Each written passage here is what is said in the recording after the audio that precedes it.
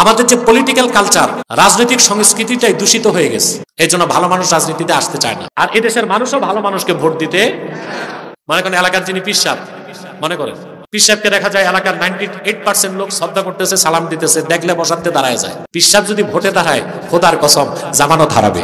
আল্লাহর পক্ষ থেকে যত পয়গম্বর এসেছেন 1 লক্ষের উপর, তারা প্রত্যেকেই দ্বীনের মূল দাওয়াতটা দিয়েছেন। সেটা কি? আল্লাহ এক। সুবহানাল্লাহ। আমাদের দেশে যারা বুদ্ধিজীবী, ইসলাম সম্পর্কে তাদের ধারণা মোটেও নাই, বুঝলেন? আমাদের দেশে যারা রাজনীতি করে তাদেরও ইসলাম সম্পর্কে কোনো ধারণা। এজন্য দেখবেন বাংলাদেশে যারা প্রচলিত রাজনীতিবিদ, তাদের সাথে আলেম ওলামার দ্বন্দ্ব লেগেই আছে। কারণ ওই যে রাজনীতিবিদ গুলো ইসলামকে সঠিকভাবে জানে না, এই জন্য আলেমদের সাথে তাদের দ্বন্দ্বটা মতাদর্শের। প্রচলিত রাজনীতিবিদ মনে করে আমি একটু কোরবানি করলাম, নামাজ পড়লাম, ঈদগাহে যেয়ে ভাষণ দিলাম, একটু দান খয়রাত করলাম, আমি তো ইসলাম মেনেই চলছি। কথা বলেন, কথা বুঝতেছেন? ইউরোপে, আমেরিকাতে যারা রাজনীতি করে, নেতৃত্ব দেয় দেশ ও সমাজের, 3টা বিষয় তারা পড়াশোনা করে। কয়টা? প্রথম হচ্ছে হিস্ট্রি, 2 নম্বর হচ্ছে থিওলজি, 3 নম্বর হচ্ছে পলিটিক্যাল সায়েন্স, ইতিহাস, ধর্মতত্ত্ব আর রাষ্ট্রবিজ্ঞান। এই 3টা যে পড়ে, সে লোকটাই ইউরোপ আমেরিকায় রাজনীতিতে আসে। ইউরোপ আমেরিকায় ব্যবসায়ী শিল্পপতিরা রাজনীতি করে না, এতে তাদের ব্যবসার লস হয়। আর আমাদের দেশে দেখবেন রাজনীতি করতে 3টা পড়াশোনা লাগে না, ইতিহাসও লাগে না, রাষ্ট্রবিজ্ঞান লাগে না, ধর্মতত্ত্ব লাগে না। যে যত বড় ব্যবসায়ী তার নমিনেশন সবার আগে। আমার দেশে রাজনীতি করতে পড়াশোনাও লাগে না।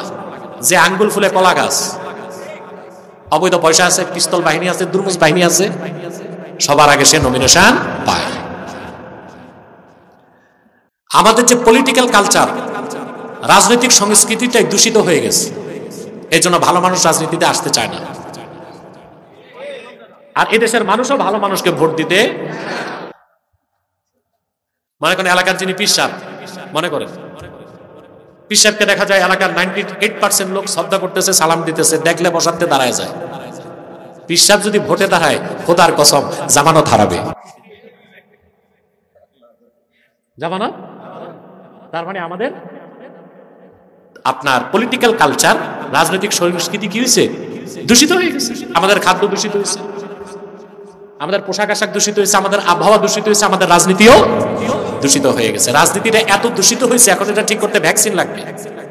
কি এটা যেরকম বুড়া মানুষ বসাইছেন, এ দেওয়া সম্ভব?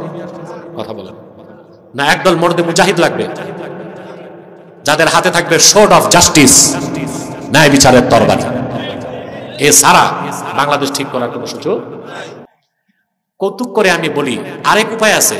যদি 1 মাসের জন্য বাংলাদেশের রাজনীতির দায়িত্বটা উত্তর কোরিয়ার প্রেসিডেন্ট কিমকে দেওয়া হয়, কিম জন, এমন একটা জঙ্গলি প্রেসিডেন্ট পৃথিবীতে নাই। ওর আইন কানুন সব উদ্ভট। ওর বাবা মারা গেছে, নিয়ম করছে 7 দিন কেউ হাসতে পারবে না, হাসলে গুলি। ও নিয়ম করছে ওর মেয়ে, ওর বোন যেরকম চুল কাট করছে ওইরকম কেউ করতে পারবে না, করলেই গুলি। মানে ওর সর্বনিম্ন শাস্তি গুলি। আরে বাংলাদেশে যদি আপনারা কোনোটাই না নেন, ইসলামী শরিয়া আইন না নেন, যেটা মুক্তি ইহকালেও পরকালেও, এটা যদি না নেন, এই পশ্চিমা সভ্যতা দিয়া, রাজনীতি দিয়া দেশ ঠিক করা যাবে না। দেশ ঠিক করার আরেক উপায় আছে, উত্তর কোরিয়ার পাগলাটার এনে বসায় দেন। ও তো বসেই বড় বড় অপরাধী যেগুলো আছে বাংলাদেশের, জাতীয় পর্যায়ে চোর, দুর্নীতিবাজ, এগুলো শাস্তি তার জেলে নিবে না। সাবার স্মৃতিসৌধে নিয়া, মিনা কি এটা, স্মৃতিসৌধের মাথায় বসায়া তোমার ট্যাঙ্ক চালায় দাও। প্রিয় ভাইরা, মাঝখানে একটু কৌতুক করলাম। জঙ্গলি শাসন তো মানুষের সমাজে চলে না, জঙ্গলে চলে, ঠিক না? অতএব আপনাদের সংস্কৃতিকে পরিবর্তন করতে হবে, দিনকে শিখতে হবে, দিনকে জানতে হবে। তো বলছিলাম, ইউরোপ আমেরিকা রাজনীতি করতে কয়টা বিদ্যা শিখে ওরা? ইতিহাস, ধর্মতত্ত্ব, রাষ্ট্রবিজ্ঞান। আমাদের দেশে একটাও। সবচেয়ে সমস্যা, ওদের যে থিওলজি বা ধর্মতত্ত্ব, তার সম্পূর্ণ বিকৃত, মিথ্যা আশ্রিত, যেখানে ইসলামের ভুল পরিচয় তুলে ধরা হয়েছে। আমার দেশে যেগুলো অক্সফোর্ডে, ক্যামব্রিজে পড়ে, ওখান থেকে এসে ইসলামের ব্যাপারে ভুল মেসেজ নিয়ে আসে। কারণ বাংলাদেশে এসে তাদের আলেমদের সাথে কি হয়, কথাটা বুঝেন নাই? পশ্চিমারা বলতে চায় যে ইসলাম এসেছে আব্রাহামিজম থেকে, ইব্রাহিমের মতবাদ থেকে। এটা মিথ্যা কথা। ইব্রাহিমের মতবাদ থেকে ইসলাম আসে নাই, বরং আল্লাহর আখিরি নবী মুহাম্মদ সাল্লাল্লাহু আলাইহি সাল্লামকে প্রেরণ করে আল্লাহ তাআলা যে দিন ইসলামকে পরিপূর্ণ করেছেন ১৫০০ বছর আগে, সেই দিন ইসলামের মৌলিক দাওয়াত নিয়ে লাখের উপর পয়গম্বর এসেছেন। তাদের মধ্যে ইব্রাহিম ছিলেন একজন। ইব্রাহিমের মতবাদ থেকে ইসলাম সৃষ্টি হয় নাই। ইসলামে ব্যক্তির মতবাদের কোনো মূল্য নাই, ইসলাম পুরাটাই আল্লাহর কাছ থেকেই। রাসূল করিম সাল্লাল্লাহু আলাইহি সাল্লাম হযরত ইব্রাহিমের মাত্র শরীয়তের 10টা কাজ রাখছেন। কয়টা? ফিতরাত, সুন্নত ইব্রাহিম। কয়টা? সেটা আল্লাহ রাসূল সাল্লাল্লাহু আলাইহি সাল্লাম ১৫০০ বছর আগে যে 10টাকে স্বীকৃতি দিয়েছেন, আল্লাহ ওই 10টাই ইসলামের মধ্যে রাখছেন, ইব্রাহিমের সুন্নত। হুবহু ইব্রাহিম আলাইহিস সালামের সুন্নত মানার সুযোগ নাই। কেন? ইব্রাহিম আলাইহিস সালামের 10টা সুন্নতের একটা ছিল খতনা।